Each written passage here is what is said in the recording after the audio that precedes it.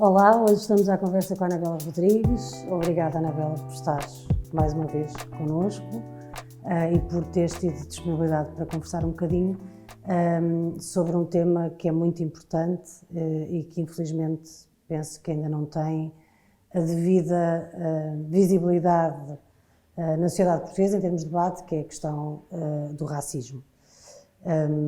E nós estamos num país onde ainda há muita gente que diz que Portugal não é um país racista. O que é que tu terias a dizer a essas pessoas, desde logo? Bom, se calhar também começar por dizer que neste momento começa a ser assunto, não é? É exatamente a discussão se Portugal será ou não será racista. O que já é bom. O que já é muito comparativamente a se calhar há 5 anos atrás, não é? Isto já é alguma coisa que realmente temos. Também o próprio presidente anterior, ou antigo, que espero em breve ser o antigo Presidente da República, também começa a levantar este assunto. Isto significa que realmente é um assunto que começa a vir à baila e é um assunto que há mais de 20 anos, ou se calhar até mais, muitas organizações têm lutado para que seja algo que venha. Por exemplo, pessoalmente tenho lutado muito que houvesse um censo, que nós vimos que infelizmente no ano passado tivemos uma resposta insatisfatória a nível da não possibilidade de fazer, porque o país precisa refletir ainda mais sobre esta questão do racismo. Levantaram-se muitas questões também nos últimos tempos. Covid abafou um pouco também isto, mas não permitiu que as pessoas se calassem. E durante este período também houve manifestações que passaram por aqui, também exatamente a relembrar como esta sociedade tem que realmente perceber o impacto que tem. Não é por sermos muitos ou poucos aqui, mas também a história que Portugal tem é uma história que acarreta muito daquilo que nós falamos do racismo institucional. Sim, mas que de facto, se calhar também pela história que Portugal tem, contribui ainda mais para esconder o problema do que propriamente para ajudar a debatê-lo. E não há ainda, nem nunca houve uma verdadeira assunção de responsabilidades a esse respeito em relação ao passado colonial português ou em relação àquilo que é a nossa história. Eu também acho que temos que fazer essa avaliação e E é importante também que a sociedade faça esse jogo também pessoal de que quando nós falamos da questão racial não é pessoalmente para ela. As pessoas começam logo a autodefender-se como se fosse uma situação individual. Não, estamos a falar de um coletivo e que com ou não erros que foram cometidos, é importante falar sobre ele, que é um conflito que coloca-se na mesa para poder sanar e encontrar propostas de respostas. E é isto que eu acho que é muito importante e não é contra manifestações dizendo que Portugal não é racista, que vai funcionar e que vai realmente continuar a deitar mais pobre debaixo do tapete, mas que chega a uma altura que já não dá, não é? Não dá para esconder. E eu acho que estamos num momento em que não dá para esconder. E por isso fico contente também com esta conversa, porque não é escondendo que isto resolve. Acho que é realmente colocando à baila, falando sobre o nosso passado, sobre aquilo que nós chamamos o nosso período áureo, não é? O padrão de descobrimento está aí para nos recordar. Se calhar era bom que a lição de história também fosse falar dos duas vertentes, não é? O que é que isto significa, um padrão de descobrimentos para nós, brancos portugueses, mas também negros portugueses. Eu costumo autodefinir muitas vezes como portuguesa. E como portuguesa, o que é que significa o padrão dos descobrimentos para mim? Não, exatamente. Isso obviamente, a história é contada sempre numa versão muito enviesada e de um lado apenas e não em toda a sua dimensão. Nós, como disseste, obviamente a questão da crise pandémica, da Covid, não ajuda muito a algum tipo de manifestação política que é muito importante neste movimento antirracista, mas ao mesmo tempo nós temos ao longo deste ano a expressão do movimento do Black Lives Matter, que tendo começado de certa forma nos Estados Unidos, e eu estou a falar deste movimento em específico, não estou a apagar de maneira nenhuma a história de todos os movimentos antirracistas e dos movimentos que existem em todos os países, em Portugal também, e que têm a sua trajetória. Este teve, contudo, se calhar uma dimensão internacional que ajuda também a colocar em perspectiva o conjunto de questões, mas a fazer desta uma identidade comum, uma causa comum identitária, para ser mais correta. Porque isto também eu acho que tem a ver com... Porque se percebe que um problema não é aqui especificamente, é um problema que é comum a toda uma Europa, aliás a todo o mundo, não é? E é isto que eu acho que também o Black Lives Matter acabou por Só funcionou exatamente porque também isto já é um ciclo, já começa a ser e percebe-se que um problema não vai resolver-se estanque naquele lugar, é alargado. E acho que isto também faz. E a questão da pandémica de Covid também nos recorda de outras situações que às vezes eu acho que é um desafio também, não é? Os subúrbios que estão cheios de este tipo de situações e que acabam por ser os subúrbios que vêm à cidade, não é? E houve uma altura que disse que Lisboa era um problema, não é? Acho que as expressões que foram utilizadas, esquecendo-se que mesmo no início do nosso confinamento, houve profissões que são normalmente ocupadas por estas pessoas que nunca pararam, não é? Claro. E isto acho que também é importante também pensar como é que estas pessoas que vêm dos subúrbios, que vêm sempre à cidade, como é que elas mantiveram também esta cidade, e acho que era importante também falar sobre isto. Claro, é muito importante porque a pandemia é isso. Por um lado ajuda a tornar ainda outras dimensões do problema mais visíveis, e que tu referiste agora é muito importante, e não é apenas a dificuldade que nós temos de fazer política, porque a política continua a ser feita, torna-se mais exigente.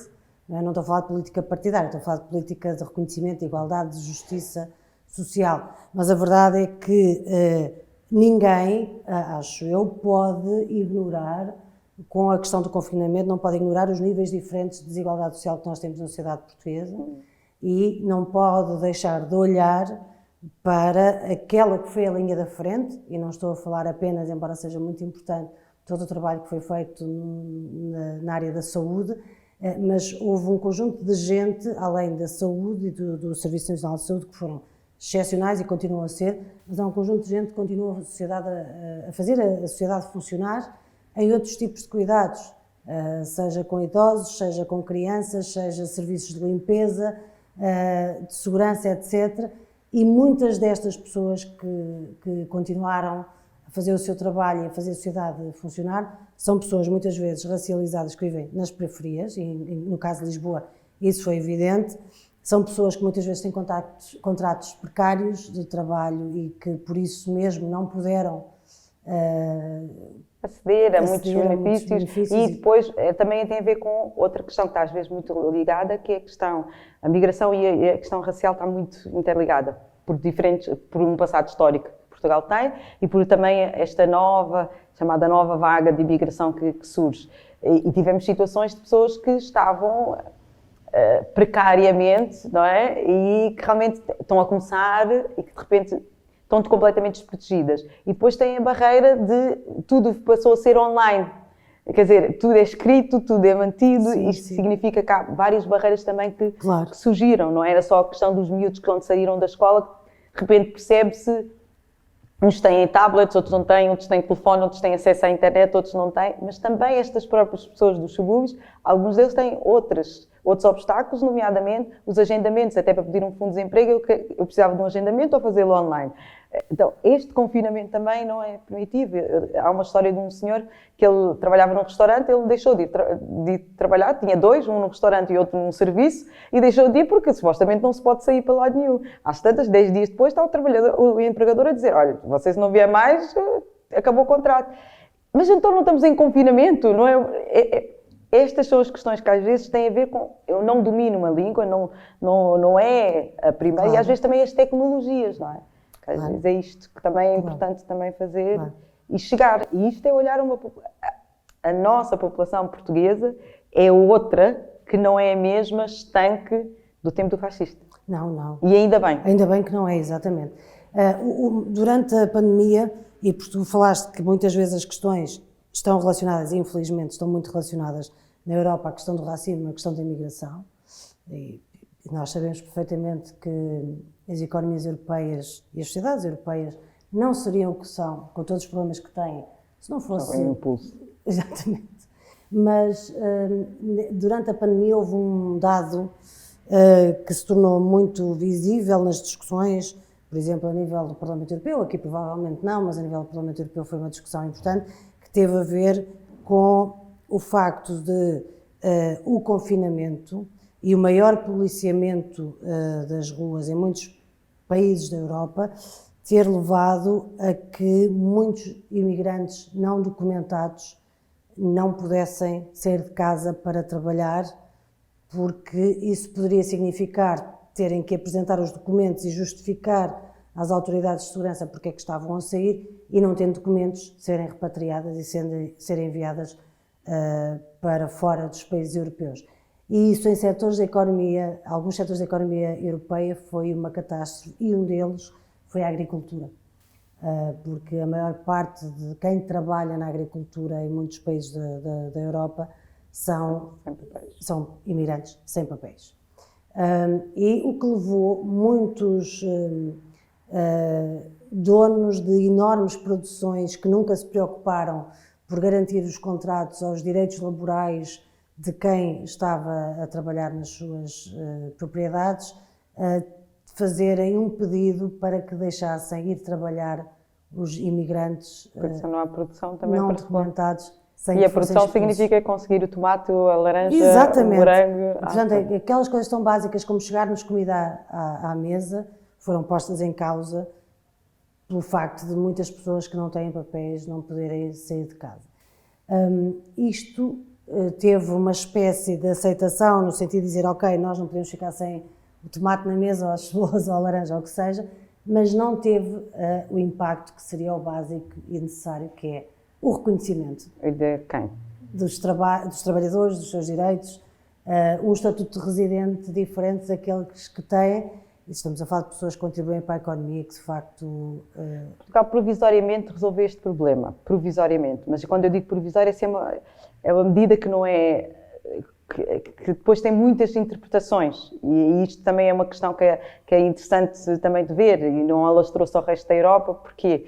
Porque realmente é uma coisa muito peculiar, mas que tem 1000 interpretações e aqui também houve um policiamento e houve pessoas que também... evidente, andar nos transportes públicos também tem estas questões que pode perfeitamente ser abordado e identificado, não é? E por isso muitas vezes também tem estas questões, mas não resolve na realidade a situação de cada um. Nós não sabemos depois disto o que é que isto significa, se o processo vai ser deferido, se não vai ser deferido, o que é que isto... Podemos um pano para aguardar e ver, porque precisamos mesmo. Porque é preciso, porque é necessário então, vamos fechar os olhos, mas não se abre os olhos à injustiça e à falta de direitos que as pessoas têm, tratar de fazer a sua situação uma situação regular e com os direitos devidos para o trabalho que é feito. E por exemplo, uma das questões é a lei da nacionalidade. Vou tocar nela, tenho que tocar nela. Não, mas é importante, eu ia tocar nela se tu não tocasses. Porque ela tem um passado histórico muito... que ao fim e ao cabo atravessa décadas deste país, que agora está muito melhor, alguns dirão, mas o decreto regulamentar não sai do papel ainda. Pois. Ou seja, temos leis que modificaram e o decreto regulamentar continua a não sair do papel. Então, quando uma criança nasce, e tenho 2 exemplos concretos, nascem na maternidade, exatamente porque todas as conservatórias saíram dos hospitais e passaram, depende de uma conservatória para outra conservatória, se quem nasce em Portugal automaticamente por os pais já serem legais há 2 anos e agora há 1 ano, vão ou não ser logo automaticamente os portugueses com identificação civil. E isto é interessante porque a lei realmente modificou bastante, muito melhor, embora ainda não chegou. Eu sou apologista de que quem nasce em Portugal é português, ponto final. Isto ainda não acontece, mas um decreto regulamentar que também não avança. E quando não avança... Deixa a interpretação. Deixa a interpretação e há muitas situações. Tenho pessoas que nasceram em 83, 84, que poderiam de alguma maneira dar a volta a isto, mas que continuam à espera de como é que isto vai funcionar. E acho que é importante também isto sair, embora eu ache que a sociedade portuguesa nisto é muito mais sensível, de entender que quem nasce aqui possa ser português, do que, por exemplo, entender que este país tem fenómenos racistas. Claro, eu também acho que tens razão.